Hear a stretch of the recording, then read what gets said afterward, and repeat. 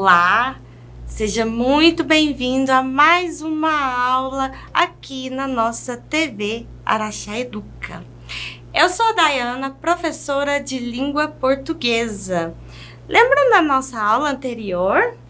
O que falamos? Nós vamos dar continuidade hoje. Falamos na aula anterior das funções da linguagem no cotidiano, a parte 1. Hoje é a parte 2. Só retomando aqui rapidinho, nós falamos sobre a função referencial, né, que vai trazer informações para a gente. A função emotiva, que vai ter aí detalhes do eu, do autor ou de quem fala. E a função apelativa, que vai tentar te convencer de algo, como propagandas, discursos políticos e por aí vai. E na aula de hoje nós vamos falar de metalinguística. Eu trouxe aqui um quadrinho para ler com vocês. O que será que é isso, né? E o Calvin diz para o Haroldo: meu avô disse que os quadrinhos eram melhores anos atrás, quando os jornais os imprimiam maiores. Ele diz que agora os quadrinhos são um monte de cabeças falantes, xerocadas, porque não há espaço para contar uma história decente ou mostrar ação. Ele acha que as pessoas deveriam ligar para os jornais e reclamar. Seu avô leva os quadrinhos bem a sério. A mamãe está procurando asilos. Vejam bem, estão vendo que é uma história em quadrinhos falando de história em quadrinhos, né? O Calvin falando aí pro seu amigão, o Haroldo, quanto o avô dele tem reclamado, né, das histórias em quadrinhos nos dias de hoje. E nós encontramos aí a função metalinguística. E o que vem a ser isso? Metalinguagem. O que é metalinguagem? Explicação de código pelo código. Ou seja, né, a linguagem sobre a linguagem. No caso do Calvin, ele está falando da história em quadrinho em uma história em quadrinhos, certo? Então, quando estou falando de algo, explicando com esse código, com o mesmo código, chamamos de metalinguagem ou a função metalinguística. A função metalinguística é a função da explicação, né? Geralmente ouvimos dizer que a função metalinguística é aquela em que o código explica o próprio código, ou seja, a linguagem explica a própria linguagem, e então teríamos o dicionário como principal representante dessa função, né? O dicionário, como sabemos, trazem as palavras e os verbetes, ou seja, os seus significados. Eu trouxe aqui o exemplo de um dicionário e da gramática. Os livros de gramática, né? A gramática da língua portuguesa, a gramática da língua inglesa, vai trazer a gramática da sua língua explicando a gramática. Isso, então, é a função metalinguística. E nós encontramos também, além de livros, além da tirinha, como eu trouxe para vocês o exemplo, nós encontramos em outras linguagens também. Por exemplo, Van Gogh pintou um quadro dele mesmo, né? Ou seja, um pintor pintando ele mesmo. Hoje em dia, nós falamos isso de selfie, autorretrato, né? Seria também uma função metalinguística. Eu trouxe também um outro exemplo, esse cartaz do filme chamado Cinema Paradiso. E aproveito a oportunidade e indico para vocês, é um filme lindíssimo, que é um filme que fala do cinema, né? Ou seja, um filme falando de filme, um filme falando de cinema, certo? Aí encontramos, então, a função metalinguística. Nós, dentro das funções da linguagem, né, nós temos a função fática. Vamos ver o que é isso. Eu trouxe aqui uma imagem, né? A função fática é quando a gente quer chamar atenção, né? Quando eu começo o vídeo, eu digo para vocês: olá, oi pessoal, não é mesmo? Ou seja, eu estou querendo chamar a atenção de alguém. E quando eu atendo o telefone, eu digo alô, eu não fico muda, né? Quando eu atendo o telefone, apesar de não atender muito o telefone, antes de falar o que eu quero também, quando eu ligo para alguma pessoa, antes de falar o que eu quero, eu pergunto, e aí, tá tudo bem, né? Então, eu quero chamar a pessoa para mim, né? Essa é a função fática. Vamos ver a definição? A função fática da linguagem é bastante marcada por expressões de cumprimento, despedida, bem como o uso de vocativos, que indicam que o emissor, né, o locutor, deseja chamar a atenção do receptor, que é o interlocutor, para que seja mantida a comunicação. Como eu falei anteriormente, quando eu atendo o telefone, eu digo alô, eu digo oi, né? Se eu ficasse muda, a pessoa ia falar comigo? Não, né? Então, para manter a comunicação, para eu atender o telefone e falar com a pessoa que me ligou, eu preciso dizer um oi, falar um alô, não é verdade? Para poder manter a comunicação. As características da função fática. Saudações, encontramos a função fática em saudações. Olá!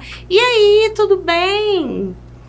Também, interação entre as pessoas do discurso, quando um personagem fala com outro, e assim por diante, em histórias em quadrinhos, por exemplo.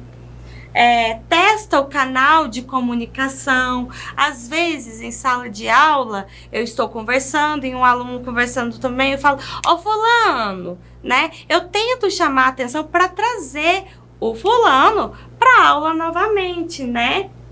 Testando aí o canal da comunicação, se ele está me ouvindo mesmo, né? Se ele está ali naquele ambiente mesmo. Utiliza interjeições para que se mantenha o discurso, né? Eu falo, ops, né? É uma interjeição, um modo de chamar a atenção para manter aí a comunicação. E a função poética? Eu trouxe aqui um poema, né? Vocês podem notar que ele está escrito de forma diferente e a forma que ele foi escrito, né, forma a figura de uma ampulheta. Eu gosto muito deste poema e é de um autor chamado Fábio Bahia. Ampulheta da vida. A vida está incontinente, areia de ampulheta. Dá-nos constantes impressões, finitude, quando de fato apenas alcançamos um importante ponto de virada. A tua vida avança ou escorre neste momento? Gostaram? A função poética, além, né, da função assim de trazer um sentimento, vai trazer um visual, né? Vai trazer algo bonito que chama atenção visualmente falando. A função poética vai se preocupar com a estética, ou seja, né, o visual, se tá bonito, se tá legal. Vai se preocupar com a forma de discurso, né? Como o nome diz, poética, vai se preocupar com a forma do discurso no sentido de emocionar, trazer um sentido para o discurso. Nós encontramos em obras literárias, poemas, gera reflexões, né? Vai trazer igual a Ampulheta da Vida de Fábio Bahia, traz uma reflexão para a gente. Então, vai gerar uma reflexão, você vai parar para refletir sobre aquilo que está lendo ou que está vendo, vai emocionar e pode trazer diversas interpretações, vai depender, né, de quem está recebendo, mas o autor tem uma intenção, né, de trazer todos esses elementos para tocar, para que você seja tocado no discurso dele. A função poética tem aqui nossa definição, né? Nessa função, o enunciado centra-se principalmente na mensagem, em sua construção, em sua forma e em seus efeitos. É uma função ligada à estética e que permite uma interpretação mais livre de quem acessa o seu conteúdo. É importante lembrar que, apesar do nome, a função poética não ocorre apenas na poesia. Ela pode ocorrer em diversos outros contextos verbais e não verbais, como em textos de prosa, publicitários, música e na própria pintura, ou uma obra de arte, uma escultura.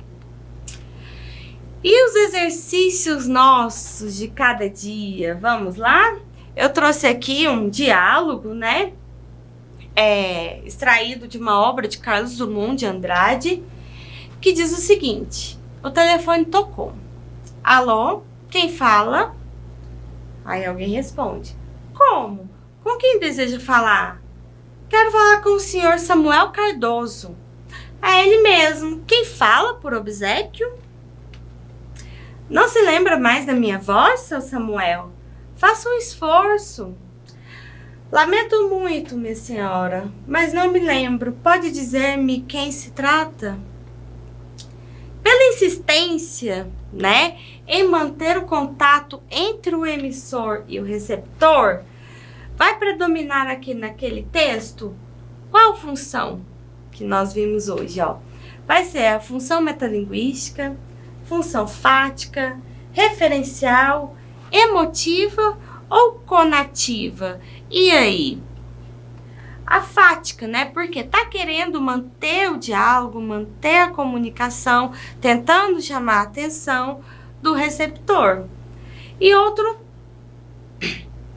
desafio que eu trouxe aqui, leia o trecho da música de Tom Jobim, Samba de uma Nota Só. Eis aqui este sambinha feito numa nota só. Outras notas vão entrar, mas a base é uma só. Essa outra é consequência do que acabo de dizer.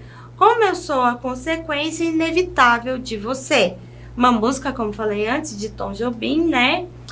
Como podemos evidenciar a função metalinguística nesse texto? Ó, o texto pode trazer mais de uma função na linguagem dele, né? Mas já sabemos que, mesmo tendo outra função, nós temos aí a metalinguística. Ó, e como que a gente pode perceber isso? Pela presença de rima nos versos. Pela palavra eu, que expressa a participação do emissor. Ou pela língua explicando a própria língua, quando a música, em forma de música, explica o que é um samba de uma nota só. Lembra que lá na função metalinguística, né, é o código explicando o próprio código. Ou seja, apesar de outras funções, nesse trecho da música nós temos aí a função metalinguística explicando o samba, né, com a própria música, certo? E essa foi a nossa aula de hoje. Bons estudos para você. Eu espero vocês na próxima aula. Tchau, tchau!